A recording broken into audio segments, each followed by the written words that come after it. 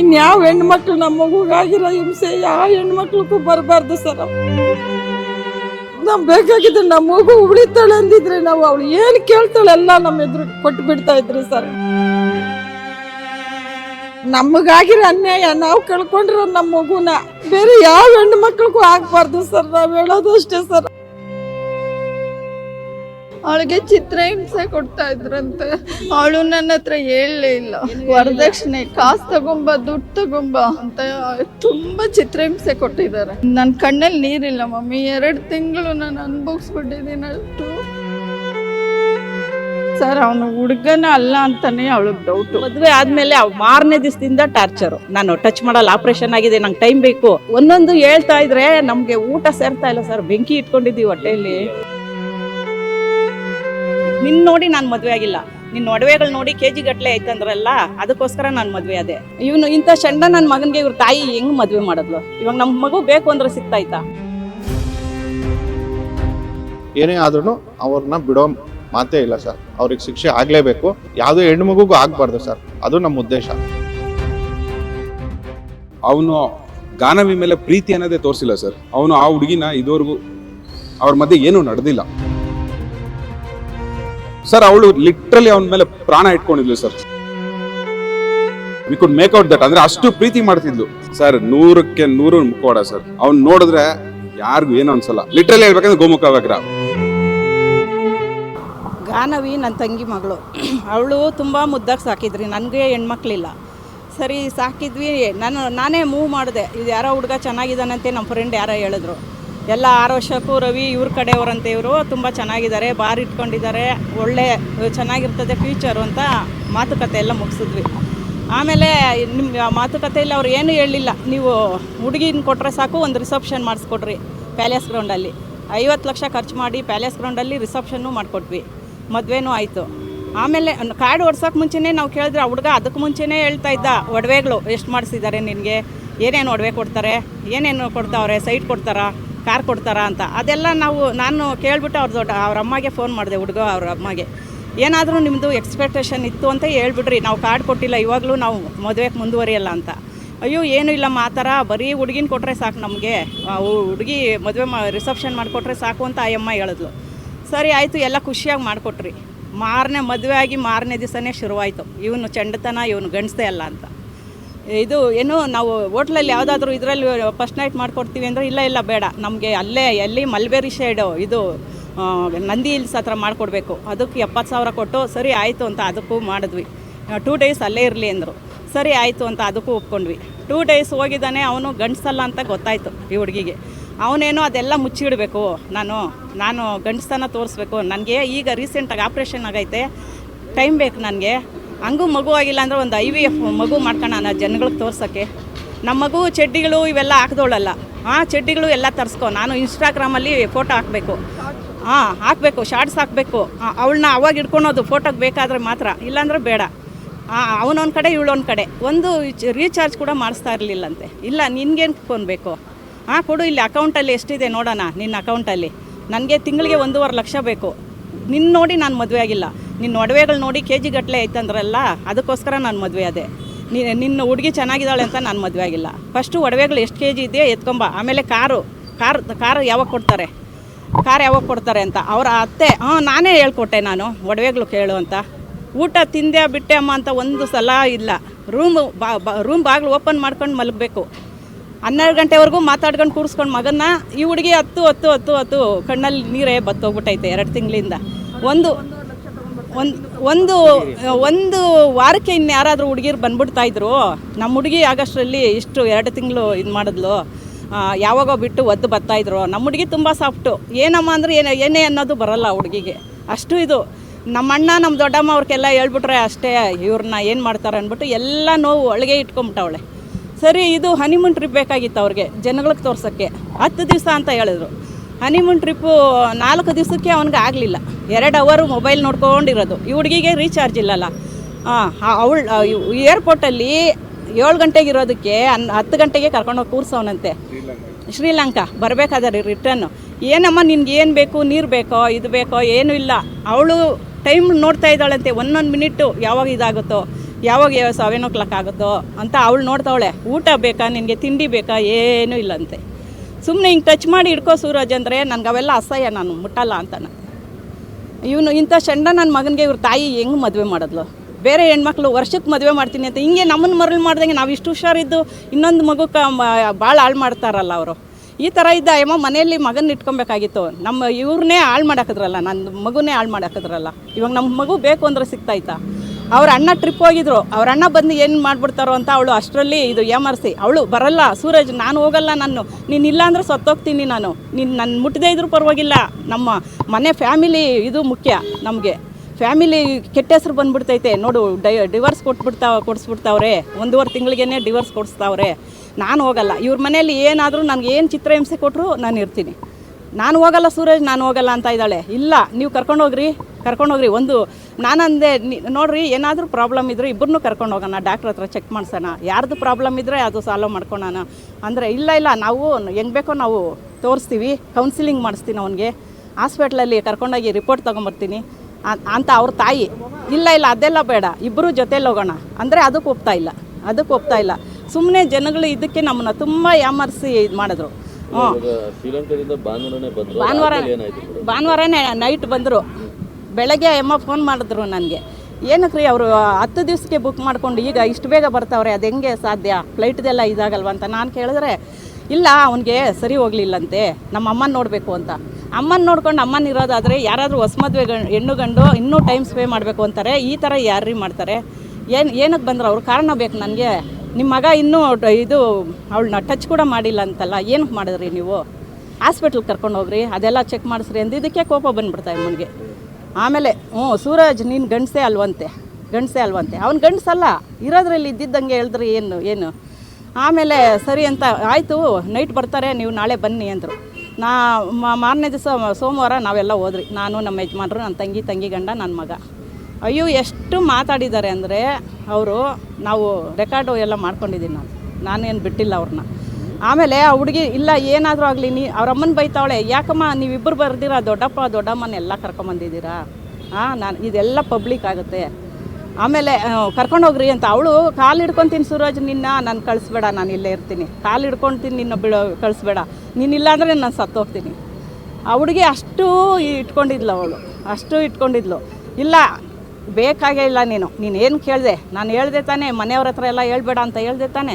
ಇಲ್ಲ ನೀನು ಬೇಕಾಗಿಲ್ಲ, ಹೋಗು, ನೀವು ಓದ್ತಾ ಇರುವಂಥ. ಅವಳು ಮನಸ್ಸೇ ಇಲ್ಲ. ಒಡವೆಗಳೆಲ್ಲ ಒಂದು ಬಾಕ್ಸು ಕೊಟ್ಬಿಟ್ಟವಳೆ, ಅವ್ರ ಅತ್ತೆ ಕೈಲಿ ಇಟ್ಕೊಂಡವಳೆ ಬಾಕ್ಸು ಫುಲ್ಲು. ಇನ್ನೂ ಏನಿದೆ ನಿಂದು? ನಾವು ಇನ್ನೂ ಕೊಡ್ತಾಯಿದ್ವಿ, ಯಾವಾಗ ಸೊಸೆತನಕ್ಕಂತ ಕಳಿಸ್ತಾರಲ್ಲ ಅವಾಗ ಇನ್ನೂ ಕೊಡ್ತಾಯಿದ್ವಿ. ಇಲ್ಲ ಈಗಲೇ ಎತ್ಕೊಂಬರ್ಬೇಕು, ತಿಂಗಳಿಗೆ 1.5 ಲಕ್ಷ ಹಾಕ್ಸ್ಕೊಂಡೇ ಬೇಕು ನಿನ್ನ ನೋಡಿ ನಾನು ಮದುವೆ ಆಗಿಲ್ಲ. ಒಡವೆ ದುಡ್ಡು ಯಾರೋ ಅವರು ದೊಡ್ಡವ್ರು ಇದ್ದಾರಂತೆ, ಅವ್ರ ಥರನೇ ಇರಬೇಕು ನಾವು. ಸೈಟ್ ಬೇಕು.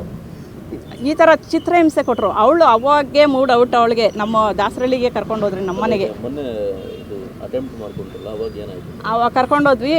ಅವಳು ಮಮ್ಮಿ ಇವಾಗ ಡೇ ಟೈಮ್ ಹೋದರೆ ಎಲ್ಲರೂ ನೋಡ್ಬಿಡ್ತಾರೆ, ಏನು ರಾಶಿ ನೆನ್ನೆ ಟ್ರಿಪ್ಪಿಂದ ಬಂದವಳೆ, ಇವಾಗ ಏನು ಕಾರಣ ಅಂತ ಎಲ್ಲರಿಗೂ ಗೊತ್ತಾಗ್ಬಿಡ್ತದೆ. ಬೇಡ ಮಮ್ಮಿ, ನೈಟು 7 ಗಂಟೆಯಲ್ಲಿ ಯಾರೂ ಇರಲ್ಲ, ನಾನು ಅವಾಗ ಕರ್ಕೊಂಡೋಗಿ ಒಳಗಡೆ ಕೂಡ ಹಾಕ್ಬಿಡು, ಯಾರು ನೋಡಲ್ಲ.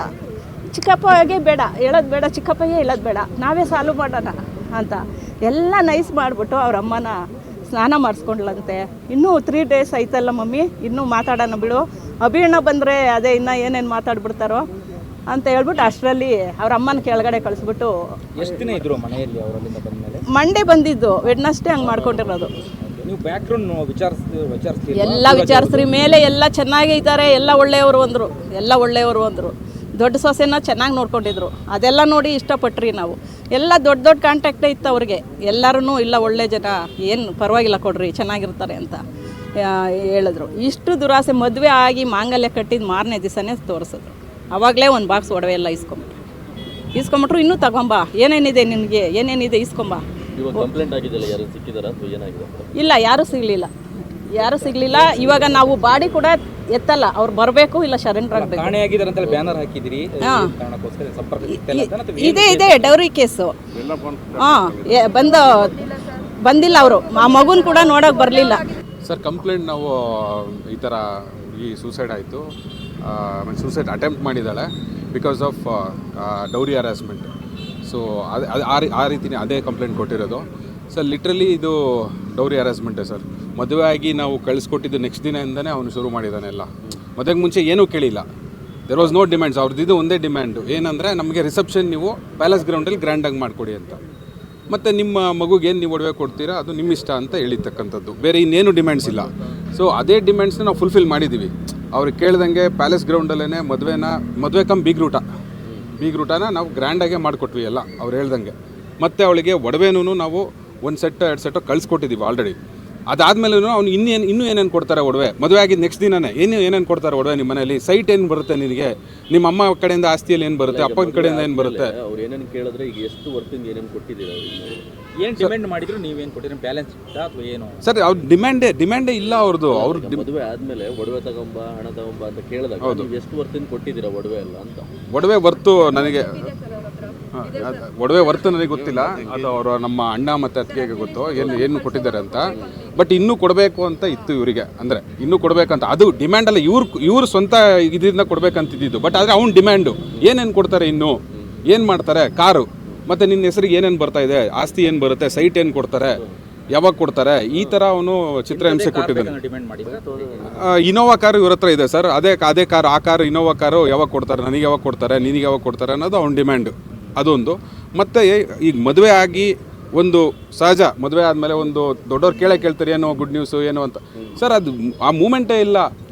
ಒಂದು ಮದುವೆ ಆದಾಗಿಂದನೂ ಅವನು ಯಾವುದೇ ಕಾರಣಕ್ಕೂ ಅವ್ರ ಮಧ್ಯೆ ಒಂದು ಫಿಸಿಕಲ್ ಇಂಟಿಮೆಸಿನೇ ಇಲ್ಲ. ಯಾವಾಗೆಲ್ಲ ನಮ್ಮ ಹುಡುಗಿ ಏನಾದ್ರು ಅಪ್ರೋಚ್ ಮಾಡಬೇಕಾದ್ರೆ ಇಲ್ಲ ಇವತ್ತಿಲ್ಲ, ಇಂಟ್ರೆಸ್ಟ್ ಇಲ್ಲ, ಇವತ್ತಿನ ದಿನ ಬೇಡ, ಮುಂದಿನ ದಿನ ಇಟ್ಕೊಳ್ಳೋಣ, ಈ ರೀತಿ ಅವನು ಪುಷ್ ಮಾಡ್ಕೊಂಡೇ ಬಂದಿದ್ದಾನೆ. ಅದು ಒಂಥರ ಮೆಂಟಲ್ ಹರಾಸ್ಮೆಂಟ್ ಅದು. ಸೊ ಪುಷ್ ಮಾಡ್ತಾ ಈ ರಿಸೆಪ್ಷನ್ ಆಗ್ಬಿಡಲಿ, ರಿಸೆಪ್ಷನ್ ಆದಮೇಲೆ ಇಟ್ಕೊಳ್ಳೋಣ ನಮ್ಮದು. ಅದಾದಮೇಲೆ ಹನಿಮೂನಿಗೆ ಶಿಫ್ಟ್ ಮಾಡ್ದ ಹನಿಮೂನ್ ಆದಮೇಲೆ. ಸೊ ಯಾವಾಗ ಅದೆಲ್ಲ ಎಲ್ಲೂ ಆಗಿಲ್ಲ ಅಂತ ಗೊತ್ತಾದಾಗ ನಮ್ಮ ಹುಡುಗಿ ಅಲ್ಲಿ ತನಕ ಏನು ಹೇಳಬೇಡ ಅಂತ ಹೇಳಿದ್ದ. ಯಾವಾಗ ಹನಿಮೂನಲ್ಲೂ ಏನು ಅವ್ರ ಮಧ್ಯೆ ಒಂದು ಫಿಸಿಕಲ್ ಇಂಟಿಮೆಸಿ ಅನ್ನೋದೇ ಶುರುವಾಗಿಲ್ಲ ಅಂದಾಗ ಆ ಹುಡುಗಿ ಬಂದ್ಬಿಟ್ಟು ಎಲ್ಲ ಹೇಳಿದ್ದಾಳೆ. ಈ ರೀತಿ ಬರೀ ಒಡವೆಗಳು, ಬರೀ ಅವನು ಏನು ತರ್ತೀಯ, ಏನು ಆಸ್ತಿ ಕೊಡ್ತಾರೆ, ಏನು ಮಾಡ್ತೀರಾ, ಇದನ್ನೇ ಬಿಟ್ಟು ಬೇರೆ ನನ್ನ ಬಗ್ಗೆ ಒಂಚೂರು ಪ್ರೀತಿ ಇಲ್ಲ. ಹೋದರೆ ಅಕಸ್ಮಾತ್ ಏನಾದ್ರು ರೂಮ್ಗೆ ಏನಾದರೂ ಹೋದರೆ ಇವಳೇನಾದರೂ ಲ್ಯಾಚ್ ಮಾಡಬಾರ್ದು, ರೂಮೆಲ್ಲ ಲ್ಯಾಚ್ ಮಾಡಬಾರ್ದು. ಬರೀ ಇದೆ ಸರ್, ಬರೀ ಈ ಥರ ಹರಾಸ್ಮೆಂಟ್ ಮಾಡಿ ಮತ್ತೆ ನಿಮ್ಮ ಮನೆಗೆ ಬಂದಿದ್ರಾ? ಅಲ್ಲ, ನಮ್ಮನೆಗೆ ನಾವು ಊಟಕ್ಕೆ ಕರೆದಿದ್ವಿ. ಅವ್ರು ಬಂದಿದ್ರು, ನಮ್ಮ ಮನೆಗೂ ಮದುವೆ ಆದಮೇಲೆ ಸಹಜ ಹೊಸ ಮದುವೆ ಹೆಣ್ಣು ಗಂಡು ಅಂತ ಊಟಕ್ಕೆ ಕರೆದಿದ್ವಿ, ಬಂದಿದ್ರು. ಆವಾಗ ನಾನು ಮಾತಾಡಿದ್ದೀನಿ. ಅಂದರೆ ನಾನು ಕ್ಯಾಶುವಲಾಗಿ ಎಲ್ಲರೂ ಕೇಳ್ದಂಗೆ ಎಲ್ಲಿ ಪ್ಲ್ಯಾನ್ ಮಾಡಿದ್ದೀರಾ ಹನಿಮೂನ್ಗೆ ಅಂತಲೂ ಕೇಳಿದ್ದೆ. ನಾನು ಕೇಳಿದಾಗ ಅವರು ಇನ್ನೂ ಸ್ವಲ್ಪ ಡೈಲಮಾ ಇದೆ ಅಂತ ಹೇಳಿದೆ. ನಾನು ಅಂದೆ ಇಲ್ಲ, ಇದು ಒಳ್ಳೆಯ ಲೊಕೇಶನ್, ನೀವು ಮಾಲ್ಡೀವ್ಸ್ಗೆ ಪ್ಲ್ಯಾನ್ ಮಾಡಿ, ನಿಮಗೇನು ವೀಸಾ ಅದು ಬೇಕಾಗಿಲ್ಲ, ನಿಮಗೆ ಆನ್ ಅರೈವಲ್ ವೀಸಾ ಸಿಗುತ್ತೆ ಮಾಡಿ ಅಂದಾಗ, ಇಲ್ಲ ಮಾಲ್ಡೀವ್ಸು ಬೇಡ, ಶ್ರೀಲಂಕಾಗೆ ಹೋಗ್ತಾ ಇದ್ದೀವಿ ಅಂತ. ಶ್ರೀಲಂಕಾ ಲಾಸ್ಟಲ್ಲಿ ಇಟ್ಕೊಳ್ಳಿ, ಬೇರೆ ಡೆಸ್ಟಿನೇಷನ್ಸಲ್ಲಿ ಇನ್ನೂ ಬ್ಯೂಟಿಫುಲ್ ಆಗಿರೋ ಡೆಸ್ಟಿನೇಷನ್ಸ್ ಇದೆ, ಯಾಕೆ ಪ್ಲ್ಯಾನ್ ಮಾಡ್ತಾ ಇಲ್ಲ ನೀವು, ಬಾಲಿ ಅಥವಾ ಲಾವೋಸ್ ಅಟ್ಲೀಸ್ಟ್ ಟ್ರೈ ಮಾಡ್ಬೋದಲ್ಲ ಅಂದಾಗ ಅವನು ಇಲ್ಲ, ನಾನು ಬ್ಯಾಚುಲರೇಟಿಗೆ ಹೋಗಿದ್ದೆ ಬಾಲಿಗೆ ಅಂತಂದ. ಶ್ರೀಲಂಕಾ ಏನೋ ಪ್ಲ್ಯಾನ್ ಮಾಡ್ತಿದ್ದೀವಿ ಅಂತ. ಅದನ್ನ ಅಂದ್ಬಿಟ್ಟು ಶ್ರೀಲಂಕಾದಲ್ಲಿ ಈಗ ಸ್ವಲ್ಪ ಇದು ಫ್ಲಡ್ಸು ಅದು ಇದು ನಡೀತಾ ಇದೆ, ಸೊ ಹಾಗಾಗಿ ಅದನ್ನು ಪೋಸ್ಟ್ಪೋನ್ ಮಾಡಬೇಕು ಅನ್ನೋ ರೀತಿಯಲ್ಲಿ ಹೇಳ್ದ. ಅದೇ ಟೈಮ್ಗೆ ನನ್ನ ಕಸಿನ್ ಒಬ್ಬ ಶ್ರೀಲಂಕಾದಲ್ಲೇ ಅವನು ಟ್ರಿಪ್ ಮಾಡಿದ್ದ. ಅವನಿಗೆ ನಾನು ಅವ್ರ ಎದುರುಗಡೆನೇ ಫೋನ್ ಮಾಡಿಬಿಟ್ಟು ಶ್ರೀಲಂಕಾದಲ್ಲಿ ಸಿಚುವೇಶನ್ ಹೆಂಗಿದೆ, ನೀನು ಅಲ್ಲೇ ಇದ್ದ ಅವನು. ಶ್ರೀಲಂಕಾದಲ್ಲಿ ಈಗೇನು ಸಮಸ್ಯೆ ಇಲ್ಲ, ಫ್ಲಡ್ಸ್ ಎಲ್ಲ ಏನಿತ್ತು ಅದಾಗೋಯ್ತು, ಕೊಲಂಬೋಲಂತೂ ಏನೂ ಪ್ರಾಬ್ಲಮ್ ಇಲ್ಲ, ಆರಾಮಾಗಿರ್ಬೋದು ಅಂತಂದ. ನಾನು ಅವಾಗ ಇಮಿಡಿಯೇಟಾಗಿ ಅವ್ನಿಗೆ ಹೇಳಿದೆ, ಅಲ್ಲಿ ನಮ್ಮ ಮನೆಗೆ ಬಂದಿದ್ದಾಗ ಅವ್ರಿಬ್ಬರಿಗೂ ಹೇಳಿದೆ, ಗಂಡು ಹೆಣ್ಣಿಗೆ, ಶ್ರೀಲಂಕಾಗೆ ಏನು ಸಮಸ್ಯೆ ಇಲ್ಲ, ನೀವು ಹೋಗೋದಕ್ಕೆ ಇನ್ನೂ 2 ವೀಕ್ಸ್ ಟೈಮ್ ಇದೆ, ಅಷ್ಟರಲ್ಲಿ ಇನ್ನೂ ಏನೂ ಇರೋದಿಲ್ಲ ಅಂತೆಲ್ಲ ಹೇಳಿದ್ದೆ. ಆದರೂ ಅವನು ಆ ಇಂಟ್ರೆಸ್ಟ್ ತೋರಿಸ್ತಾ ಇರಲಿಲ್ಲ. ಹೌದಾ ನೋಡೋಣ ಅನ್ನೋ ರೀತಿಯಲ್ಲೇ ಇದ್ದ. ಸೊ ಕ್ಲಿಯರಾಗಿ ಅವ್ನಿಗೇನಂದರೆ ಒಂದು ಇಂಟ್ರೆಸ್ಟು, ಆ ಒಂದು ಸಂಸಾರ ಶುರು ಮಾಡಬೇಕು, ಒಂದು ಪ್ರೀತಿ ಗಂಡ ಹೆಂಡತಿ ಅನ್ನೋದು ಭಾವನೆನೇ ಇರಲಿಲ್ಲ ಅಂತ ನನಗೆ ಈಗ ರಿಯಲೈಸ್ ಆಗ್ತಿದೆ. ಅದನ್ನ ನೆನೆಸ್ಕೊಂಡಾಗ ಇದನ್ನು ಸರ್ ಕಂಪ್ಲೇಂಟು ಅವರ ಸೂರಜ್ ಮೇಲೆ, ಅಂದರೆ ಗಾನವಿ ಅವರ ಹಸ್ಬೆಂಡ್ ಸೂರಜ್ ಅವ್ರ ಅಮ್ಮ ಮತ್ತು ಸೂರಜ್ ಅವ್ರ ಅಣ್ಣ, ಇವ್ರು 3 ಜನ ಮೇಲೆ ಕಂಪ್ಲೇಂಟ್ ಆಗಿದೆ sir. Allegation purely dowry harassment, literally dowry harassment. Sir abscond ಆಗಿದ್ದಾರೆ ಸರ್ ಅವರು. ನಾವು ಅದು ಯಾವಾಗಿದ್ದೀವಿ, ಇವಳು ಸೂಸೈಡ್ ಅಟೆಂಪ್ಟ್ ಮಾಡೋದು ನಮ್ಮ ಅಣ್ಣ ಫೋನ್ ಮಾಡಿ ಹೇಳೋದು, ಈ ಥರ ಹಿಂಗೇನೋ ಆಗಿದೆ ಅಂತ ಹೇಳಿದ್ರು. ಅವನು ಅವಾಗ ಅದಾದಮೇಲೆ ಸ್ವಿಚ್ ಆಫ್ ಮಾಡ್ಕೊಂಡವರು ಇಡೀ 3 ಜನ ಅವ್ರ ಫ್ಯಾಮಿಲಿ ಯಾರೂ ಸ್ವಿಚ್ ಆನೇ ಮಾಡ್ಕೊಂಡಿಲ್ಲ. ನಾವು ಮೊನ್ನೆಯಿಂದ ಟ್ರೈ ಮಾಡ್ತಾನೆ ಇದ್ದೀವಿ, ಎಲ್ಲ ಸ್ವಿಚ್ ಆಫ್ ಫೋನ್ಗಳು. ಆಮೇಲೆ ಮನೆ ಹತ್ರನೂ ಹೋಗಿದ್ವಿ, ಮನೇಲಿದ್ದಾರೆ ನಾವು ಸ್ವಿಚ್ ಆಫ್ ಮಾಡಿದ್ರು ಅಂತ. ಮನೆ ಹತ್ರನೂ ಯಾರೂ ಇರಲಿಲ್ಲ. ಪೊಲೀಸ್ ಕಂಪ್ಲೇಂಟ್ ಕೊಟ್ಟಿದ್ವಿ. ಸೊ ಈ ಕರೆಂಟ್ ಸ್ಟೇಟಸ್ ಏನಂತ ಗೊತ್ತಿಲ್ಲ. ಬಟ್ ಟಿಲ್ ನಾವು 3 ದಿನ ಆಗಿದೆ ಇನ್ಸಿಡೆಂಟ್ ಆಗಿ, 3 ದಿನದಿಂದನೂ ಅವ್ರು ಯಾರು ಕಾಂಟ್ಯಾಕ್ಟಿಗಿಲ್ಲ, ಸಿಗ್ತಿಲ್ಲ ಸರ್. ಸೊ ಅಕ್ಟೋಬರ್ 29ಕ್ಕೆ ಗಾನವಿ ಮತ್ತು ಸೂರಜ್ಗೆ ಮದುವೆ ಮಾಡಿದ್ವಿ, ಅರೇಂಜ್ ಮ್ಯಾರೇಜು.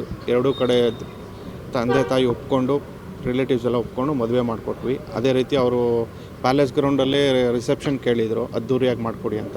ಅದೇ ರೀತಿ ಅದ್ದೂರಿಯಾಗಿ ಮಾಡಿಕೊಟ್ವಿ. ಮದುವೆ ಮಾಡಿಕೊಟ್ಟು ಹೋಗಿ ಅವಳು ಅಲ್ಲಿ ಹೋಗಿ ದಿವಸದಿಂದ ಹಿಂಸೆ ಅನುಭವಿಸ್ಕೊಂಡು ಅವಳು ಈ ಮಟ್ಟಕ್ಕೆ ಬಂದಿದ್ದಾಳೆ. ಈಗ ಅವಳು ಇಲ್ಲ ನಮ್ಮ ಮಧ್ಯದಲ್ಲಿ. ಸೊ ನಮಗೆ ಮುಂದೆ ಉಳಿದಿರೋದು ಒಂದೇ ದಾರಿ, ಅವಳು ಸಾವಿಗೆ ನ್ಯಾಯ ಸಿಗಬೇಕು ಸರ್.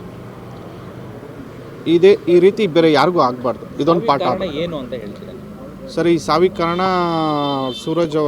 ಸೂರಜು ಮತ್ತು ಅವ್ರ ತಾಯಿನೇ ಕಾರಣ ಸರ್. ಅವ್ರು ಕೊಟ್ಟಿರೋ ಹಿಂಸೆ, ಅವರಿಬ್ಬರು ಕೊಟ್ಟಿರೋ ಹಿಂಸೆನೇ ನಮ್ಮ ಮಗಳು ಇವತ್ತು ಮಾಡ್ಕೊಳ್ಳೋ ಕಾರಣ ಸರ್. ಪೊಲೀಸ್ ಠಾಣೆಗೆ ಏನಾದ್ರು ದೂರು ಕೊಡ್ತಿದ್ದೀರಾ? ಕೊಟ್ಟಿದ್ದೀವಿ ಸರ್, ಆಲ್ರೆಡಿ ಕೊಟ್ಟಿದ್ದೀವಿ. ಸೊ FIR ಆಗಿದೆ.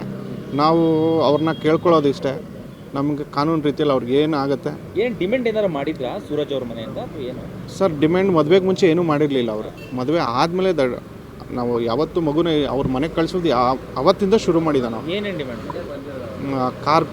ಕಾರು ಬೇಕು, ನಮ್ಮದು ಅವ್ರ ಮನೇಲಿ ಕಾರ್ ಇದೆ.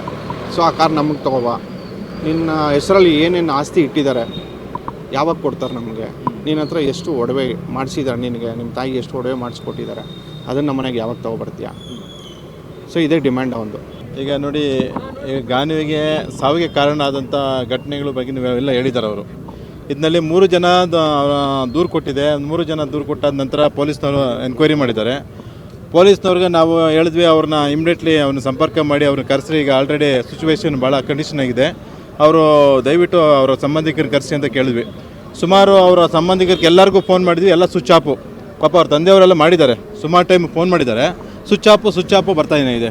ಲಾಸ್ಟ್ಗೆ ಅವ್ರು ಯಾರೋ ಅವ್ರ ದೊಡ್ಡಮ್ಮಗೆ ಫೋನ್ ಮಾಡಿದ್ರು, ಈ ರೀತಿಯಾಗಿ ಗಾನವಿಗೆ ನೋಡಿ ಈ ಥರ ಹ್ಯಾಂಗಿಂಗ್ ಮಾಡ್ಕೊಂಡಿದ್ದಾರೆ, ದಯವಿಟ್ಟು ಕ್ರಿಟಿಕಲ್ ಆಗಿದೆ, ದಯವಿಟ್ಟು ಅವ್ನು ಬರೋಕ್ಕೆ ಹೇಳಿ. ಎಲ್ಲರಿಗೂ ಫೋನ್ ಮಾಡಿದೆ, ನೋಡಿ ಅವ್ರು ಫೋನ್ ತೆಗಿತಾ ಇಲ್ಲ ಅಂತ ಹೇಳಿದಾಗ, ಅಯ್ಯೋ ವಿಷಯನೇ ಗೊತ್ತಿಲ್ಲ ನಮಗೆ, ಆಯಿತು ಸಂಪರ್ಕ ಮಾಡ್ತೀವಿ ಅಂತ ಹೇಳಿದ್ರು. ಸಂಪರ್ಕ ಇಲ್ಲಿವರೆಗೂ ಮಾಡಲಿಲ್ಲ. ಇದೊಂದು ಹೇಳ್ತೀವಿ ಅಂತಂದರೆ, ನಮ್ಮ ಏನು ಈಗ ಇಲ್ಲಿ ಮಗುವಿಗೆ ಗಾನವಿಗೆ ಈಗ ಈ ಮೋಸ ವಂಚನೆ ಮಾಡಿ ಈ ರೀತಿಯಾಗಿ ಸುಳ್ಳು ಹೇಳಿ ಮದುವೆ ಮಾಡ್ಕೊಂಡಿರೋದು ಮೊದಲನೇ ತಪ್ಪದು. ಇದಕ್ಕೆ ತಕ್ಕ ಶಿಕ್ಷೆ ಆಗಬೇಕಾಗುತ್ತೆ, ಕಾನೂನು ರೀತಿ ಕ್ರಮ ಜರುಗಿಸಬೇಕಾಗುತ್ತೆ. ಪೊಲೀಸ್ನವ್ರಿಗೂ ವಿನಂತಿ ಮಾಡಿದ್ದೀವಿ.